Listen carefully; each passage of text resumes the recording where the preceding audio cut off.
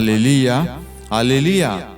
प्रभु यीशु क्रिस्त में प्यारे भाइयों और बहनों, प्रभु ने हमें 10 आज्ञाएं दी है और हम उन आज्ञाओं का पालन भी करते हैं और उल्लंघन भी करते हैं।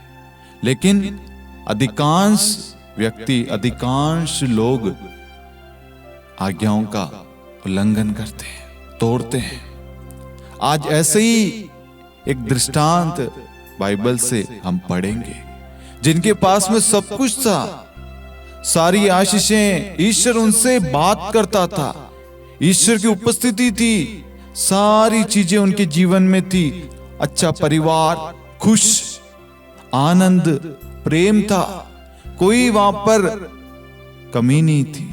लेकिन प्रलोभन, आज्ञा का उल्लंघन करना उनको कितना भारी पड़ा। हम आज उत्पत्ति ग्रंथ अध्याय 2 वाक्यांश 16 से 17 पढ़ेंगे। वहां पर हम देखते हैं कि प्रभु एक आज्ञा देता, एक आदेश देता है। प्रभु ईश्वर ने मनुष्य को यह आदेश दिया, तुम वाटिका के सभी वृक्षों के फल खा सकते हैं, किंतु भले बुरे के ज्ञान के वृक्ष का फल नहीं खाना, क्योंकि जिस दिन तुम उसका फल खाओगे तुम अवश्य मर जाओगे। Hallelujah, hallelujah. यहां पर प्रभु एक आदेश देता है, कहता है कि तुम वाटिका के सभी वृक्ष के फल खा सकते हो, लेकिन तुम भले और बुरे ज्ञान के वृक्ष का फल नहीं खाना। अगर तुम खाओगे तो तुम मर जाओगे। Hallelujah, hallelujah. आगे हम देखते हैं अध्याय 3 में वाक्यांश 3 से, वाटिका के बीचों बीच वाले वृक्ष के फलों के विषय में ईश्वर ने यह कहा, तुम उन्हें नहीं खाना, उनका स्पर्श तक नहीं करना, नहीं तो मर जाओगे। Hallelujah, hallelujah. आज ईश्वर अपने वचन के द्वारा हमें कुछ कहना चाहता है। ईश्वर ने आपसे भी कुछ ना कुछ कहा था कि बेटा और बेटी, तुम ये काम मत करना, तुम इसे मत छूना, इस चीज को अवसर मत देना, इसके पीछे मत जाना। लेकिन क्या हम ईश्वर की बात पर ध्यान देते हैं, ईश्वर के आदेश का पालन करते हैं? सोचिए, क्योंकि वचन आगे कहता है, सांप ने स्त्री से कहा, नहीं, तुम नहीं मरोगी। प्रभु ने कहा, यदि तुम इसको स्पर्श करोगी, इसको छुओगे तो अवश्य मर जाओगे। अब प्रभु ने तो कहा, लेकिन कोई दूसरा व्यक्ति, वो शैतान जो हमें प्रभु से दूर करना चाहता है, वो आता है और कहता है, तुम नहीं मरोगी, ये चीज तुम्हारे लिए अच्छी है, ये चीज तुम्हारे लिए अच्छी है। सांप ने स्त्री से कहा, नहीं, तुम नहीं मरोगी। ईश्वर जानता है कि यदि तुम उस वृक्ष का फल खाओगे तो तुम्हारी आंखें खुल जाएगी, तुम्हें भले बुरे का ज्ञान हो जाएगा और इस प्रकार तुम ईश्वर के सदृश बन जाओगे। Hallelujah, hallelujah. शैतान आया, क्या करा? फूट डाल दी, ईश्वर के और आपके बीच में फूट डाल दी। अब स्त्री को लगा कि उस वृक्ष का फल स्वादिष्ट है, वह देखने में सुंदर है, और जब उसके द्वारा ज्ञान प्राप्त होता है तो वह कितना लुभावना है। इसलिए उसने फल तोड़कर खाया। उसने पास खड़े अपने पति को भी उसमें से दिया और उसने भी खाया। तब दोनों की आंखें खुल गई और उन्हें पता चला कि वे नंगे हैं। इसलिए उन्होंने अंजीर के पत्ते जोड़ जोड़कर अपने लिए लंगोट बना लिए। जब दिन की हवा चलने लगी तो पुरुष और उसकी पत्नी को वाटिका में टहलते हुए प्रभु ईश्वर की आवाज सुनाई पड़ी और वह वाटिका के वृक्षों में प्रभु ईश्वर से छिप गए। Hallelujah, hallelujah. प्रभु यीशु क्रिस्त में मेरे प्यारे भाई और बहनों, ईश्वर ने आदम और हेवा को अदम वाटिका में रखा, उनको सब कुछ प्रदान किया। ईश्वर खुद वहां टहलता था, उनसे मिलने आता था, बात करता था, प्रभु की उपस्थिति थी, उनके जीवन में खुशियां थी, आनंद था, सब कुछ अच्छा चल रहा था, किसी चीज की कमी नहीं थी। वह दोनों सकुशल थे, उनके बीच में प्रेम था और ईश्वर के साथ में उनका घनिष्ठ संबंध था। कोई नहीं था उनके संबंध को तोड़ सके, ऐसा रिश्ता था। लेकिन एक अन्य व्यक्ति के प्रवेश करने से, एक तीसरे व्यक्ति के प्रवेश करने से एक अच्छा सकुशल परिवार बर्बाद हो जाता है, एक अच्छा रिश्ता टूट जाता है, अच्छा खासा परिवार बिखर जाता है। क्या कारण है? कारण है शैतान का प्रवेश, प्रलोभन। हमें प्रभु कहता है एक दूसरे को क्षमा करो, और शैतान हमारे सामने ऐसी अवस्था उत्पन्न करता है कि हम एक दूसरे को क्षमा ना कर पाए। शैतान हमारे सामने ऐसी परिस्थिति उत्पन्न करता है कि हम एक दूसरे को स्वीकार ना करें। शैतान हमारे सामने ऐसी स्थिति खड़ी करता है कि हम दूसरों की सहायता ना करें, दूसरों की भलाई ना करें, दूसरों की मदद ना करें, दूसरों को प्रेम ना करें। यहां पर प्रभु ने कहा था तुम सब कुछ कर सकते हो, सब कुछ खा सकते हो, लेकिन एक आज्ञा, एक आदेश दिया था कि तुम भले बुरे ज्ञान के वृक्ष का फल मत खाना। इसका मतलब है यदि वह उस वृक्ष का, उस पेड़ के फल को खाएंगे तो क्या होगा? वह अवश्य मर जाएंगे। ये मर जाएंगे का मतलब क्या है? वह ईश्वर से दूर हो जाएंगे। जो जीवन ईश्वर प्रदान करता है, जो आशीषें ईश्वर देता है, वह उन सब से वंचित हो जाएंगे। और यही हुआ। Hallelujah, hallelujah. सर्प आया, हेवा को बहलाया, फुसलाया, प्रलोभन दिया और कहा नहीं, कुछ नहीं होगा। यदि तुम इस पेड़ के फल को खाओगे, तुम्हारे जीवन में खुशहाली आएगी, आनंद आएगा, प्रेम आएगा, तुम्हारा परिवार खुश रहेगा, तुम्हारा गाड़ी होगा, बंगला होगा, तुम्हारी जमीन जायदाद, नौकर चाकर सब होंगे। लेकिन जब हम ईश्वर की ओर से दृष्टि हटा लेते हैं, अपनी बुद्धि, अपने सोच विचारों पर निर्भर होने लगते हैं, तो हम उस प्रलोभन में गिर जाते हैं। जो शैतान उसे प्रलोभन दे रहा है, वो सारी चीजें ईश्वर ने बिना कहे उन सबको दे रखी थी पहले से, लेकिन अब उनके अंदर तर्क वितर्क कमियां आ गई। क्यों? क्योंकि उनके अंदर आ गया कि मैं भी प्रभु के सदृश बन जाऊंगी या बन जाऊंगा। वह भूल गए। हम अक्सर भूल जाते हैं ईश्वर ने हमें अपने प्रतिरूप बनाया, अपने सदृश बनाया। हम ईश्वर की रचना है। ईश्वर हमें प्रेम करता, बड़े प्रेम के साथ हमें रचा गया है, हमें बनाया गया है, हमें रंग रूप आकार दिया गया। हम ईश्वर के सदृश दिखते हैं, ईश्वर के सदृश बोलते हैं। ईश्वर ने वही सामर्थ्य, वही शक्ति, वही कृपाएं, वही बल, सब कुछ हमें, वही पवित्रता, सब कुछ हमें प्रदान की, वही सारी आशीषें हमें प्रदान की है। लेकिन हमारे अंदर क्या ईर्ष्या, लालच, कपट, बैर, घृणा, ये सब आ रही है। और हम कहीं ना कहीं पवित्रता, वह ईश्वर की आशीषों से, ईश्वर की कृपाओं से हम वंचित होते जा रहे हैं। और हम क्या कर रहे हैं? वो ईश्वर जो हमें प्रेम करता है, हम उसके प्रेम से दूर हो रहे हैं। वह हमें दूर नहीं कर रहा, हम दूर हो रहे हैं। हम ईश्वर की जगह अन्य चीजों को दे रहे हैं। धन दौलत, अन्य कोई व्यक्ति, अन्य कोई चीज, वह पाप का कारण बन रही है। आज बहुत सारे परिवार टूटने के पीछे कारण क्या है? पति को लगता है मेरी पत्नी सही नहीं है, वो मुझसे प्यार नहीं करती, इसलिए वह शैतान उसके जीवन में आता है, ये सारे सोच विचार डालता है और उसको कहता है ये पत्नी तेरे लिए लायक नहीं है, ये पत्नी तुझसे प्यार नहीं करती, ये अच्छी नहीं है। और वह कहती है तू अगर उसके पीछे जाएगा ना तो तेरा घर बन जाएगा, तेरी संतान होगी, तेरे पास में बंगला गाड़ी सब कुछ होगा। शैतान की उस बातों पर वो पति पड़ जाता है और क्या होता है, उसका सकुशल परिवार जो प्रभु ने जोड़ा था, जिस परिवार को प्रभु ने ब्लेस किया था, वह परिवार टूट जाता है। एक तीसरे व्यक्ति के आने से, तीसरे व्यक्ति को दखल देने से, तीसरे व्यक्ति की बातों को सुनने से, उस प्रलोभन में पड़ने से अच्छा खासा रिश्ता बिखर जाता, टूट जाता है।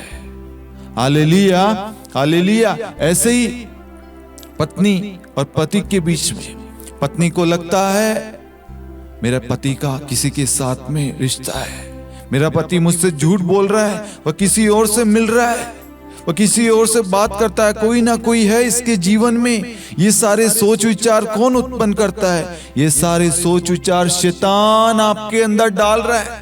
आपके पति का रिश्ता किसी से भी नहीं होगा, लेकिन शैतान आपके अंदर शंका उत्पन्न करता है, संदेह उत्पन्न करता है, आपके अंदर ईर्ष्या, बैर, क्रोध उत्पन्न करता है, ताकि आपके घर में क्या हो, लड़ाई हो, क्लेश हो, वाद विवाद हो, आपके परिवार में दरार है, मन मुटाव हो, एक दूसरे से लड़ाई झगड़े करे। और क्या होता है, अंत में आपका परिवार बर्बाद हो जाता है, आपका रिश्ता टूट जाता है। जो रिश्ता ईश्वर ने जोड़ा था उसे मनुष्य ने अलग कर दिया। ऐसे मेरे प्यारे भाइयों और बहनों, बहुत सारे यंग युवा साथी जो आज प्रेम के जाल में फंसे हुए हैं, उनके सामने कोई बहन आती है, उनको लगता है ये सच्चा प्रेम है, अच्छा खासा बेटा, अच्छा खासा भाई या अच्छी खासी बहन, ये कोई भी हो सकता है दोनों साइड से। उनको लगता है ये लड़का मेरे लिए सही है, उनको लगता है ये लड़की मेरे लिए सही है, इसी को ईश्वर ने भेजा है, इसी को ईश्वर ने चुना है, मेरे लिए यही सही है। और क्या होता है, वह उस लड़के और लड़की की वजह से इतना खो जाता है कि वह प्रभु के प्रेम को, प्रभु की आज्ञाओं को तोड़ देता है, उल्लंघन कर देता है। मैं आपको स्पष्ट रूप से कहना चाहता हूं, प्रभु कोई भी चीज आपको प्रदान करता है, प्रदान करेगा। प्रभु आपको कोई भी चीज देता है, वह प्रभु के करीब लाने वाली चीज देगा, प्रभु जोड़ने वाली चीज देगा, आशीष देने वाली चीज देगा, आपके परिवार को एक करने वाली चीज देगा। यदि वह आपको नौकरी देगा तो वह नौकरी ऐसी देगा जिससे आप प्रार्थना कर सको, प्रार्थना के लिए समय निकाल सको, आपके परिवार को समय दे सको। ना कि ऐसी नौकरी जो प्रभु से दूर कर दे, ना कि ऐसा परिवार जो आपको प्रभु से दूर कर दे। ये प्रभु नहीं दे रहा।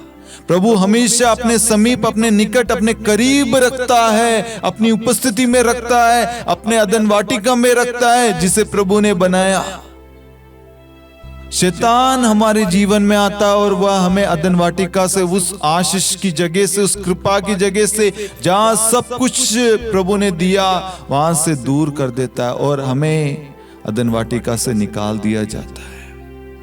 आज ऐसे ही हम सब कहीं ना कहीं ईश्वर की आज्ञाओं का उल्लंघन कर रहे हैं, और साथ में खुद जो कर रहे हैं, साथ में हम दूसरों को भी उसका सहभागी बना रहे हैं। हमने देखा हेवा ने वो फल खाया और वह फल उसने अपने पति आदम को भी दिया। उसके बाद में क्या हुआ, उनको मालूम चला हम नंगे हैं। वह वहां पर क्या कर रहे थे, पत्तों से अपने आप को ढकने की कोशिश कर रहे थे और छिप गए।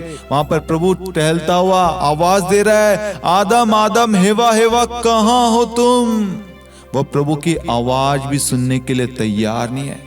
इसलिए प्रभु का वचन कहता, मेरी भेड़े मेरी आवाज पहचानती है, लेकिन तुम मेरी भेड़ नहीं हो, क्योंकि तुम मेरी आवाज नहीं पहचानते।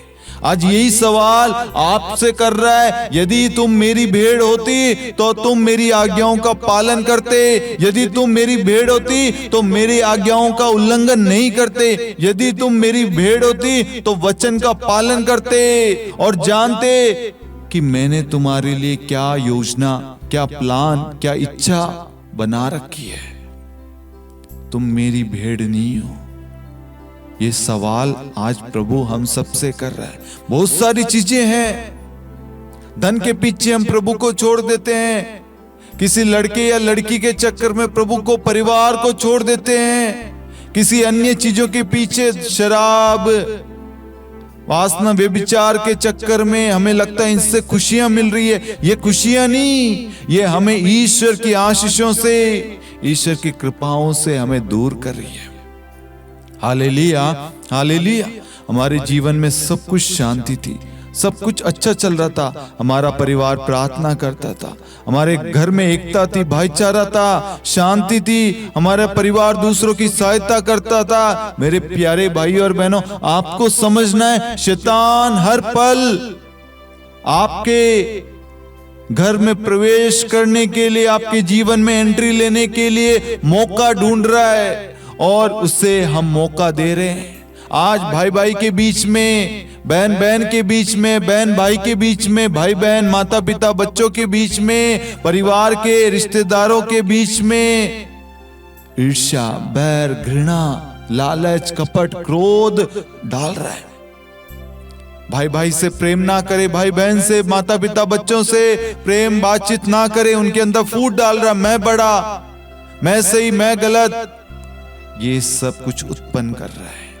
इसलिए मेरे प्यारे भाई और बहनों, ईश्वर आज हम सबको एक अवसर देता है। जो भी चीज आपके जीवन में पाप का कारण बन रही है, जो भी चीज आपको ईश्वर से दूर कर रही है, ईश्वर की अदन वाटिका से, जो वाटिका प्रभु ने हम सबके लिए बना रखी है, वहां से दूर करने वाली जो भी चीजें हैं, कोई भी व्यक्ति हो, कोई प्रेम हो, कोई धन हो, कोई नौकरी हो, कोई भी चीज जो आपको वहां से, प्रभु से दूर कर रही है, उन सबको इसी वक्त यीशु मसीह के नाम से हटाएं और प्रभु के पास में लौट आएं। हम देखते हैं मिस्र से इजरायलियों को मुक्ति दिलाकर जब प्रभु ने जो कहा वैसा करते हुए मूसा आगे बढ़ते हैं, उनके सामने लाल समुंदर था और पीछे फिरौन की सेना थी। पीछे जाएं तो मरेंगे, आगे जाएंगे, लेकिन हमें विश्वास की आंख के द्वारा, वचन के द्वारा हमें प्रार्थना करना, वचन के द्वारा देखना है। प्रभु उस वक्त उस लाल सागर को 2 भागों में बांट दिया। अभी आपको लग रहा होगा पीछे वो रिश्ता, वो दलदल, वो पाप, वो कीचड़ है, सामने भी कहां जाऊं, सोच आ रहे हैं, शैतान डाल रहा है, अब तेरा जीवन नहीं बदल सकता, अब तुझे कोई स्वीकार नहीं करेगा, तो कोई तुझे माफ नहीं करेगा, कोई भी तुम्हारे रिश्ते को जोड़ नहीं पाएगा। नहीं, उड़ाव पुत्र का दृष्टांत देखिए, उस पिता ने अपनी बाहें खोली और उसको स्वीकार किया, उसको माफ किया, उसके पापों के अनुसार उसके साथ व्यवहार नहीं किया। आज जब आप पश्चातापी मन से प्रभु के पास में लौटेंगे तो प्रभु आपको अपनी बाहों में लेगा और आपके लिए उस लाल समुद्र को 2 भागों में बांट देगा और आप सकुशल उसको पार करेंगे। और आपके जीवन में जो भी अशांति, क्लेश थे, जो भी पाप का कारण था, उन सबको प्रभु क्षण भर में दूर कर देगा। प्रभु आप सबको ब्लेस करना चाहता है, आप सबको पुनः जोड़ना चाहता है, आपके परिवार को आशीष देना चाहता है। लेकिन हम क्या है, प्रभु के वचन पर ध्यान नहीं देते। वचन जब सुनाया जाता है, हमारा ध्यान कहीं और, किचन में, कामकाज में, टीवी में प्लानिंग कर रहे हैं, खेल पे, मोबाइल में, अन्य चीजों में रहता है। इसलिए प्रभु कहता, मेरी भेड़े मेरी आवाज नहीं पहचानती। ये मेरी भेड़ नहीं है, क्योंकि मेरी भेड़ मेरी आवाज जानती है, मैं उन्हें आवाज देता हूं। हमने देखा है उत्पत्ति ग्रंथ के अंदर प्रभु आदम और हवा से बात करता था, लेकिन पाप के प्रवेश से, शैतान की एंट्री से, पाप को मौका देने से क्या हुआ, प्रभु की उपस्थिति से दूर हो गए, प्रभु की आवाज से वंचित हो गए। इसलिए मेरे प्यारे भाई और बहनों, ईश्वर आज हमें एक सुंदर अवसर देता है कि बेटा और बेटी तुम सब मेरे पास लौट आओ। जब हम ईश्वर के पास लौटेंगे, ईश्वर हमारे पापों के अनुसार हमारे साथ व्यवहार नहीं करेगा। वह हमारे पापों को दूर करके हमारे अंदर पवित्रता, प्रेम, दया, सहनशीलता, मेल मिलाप, करुणा भर देगा। Hallelujah, hallelujah.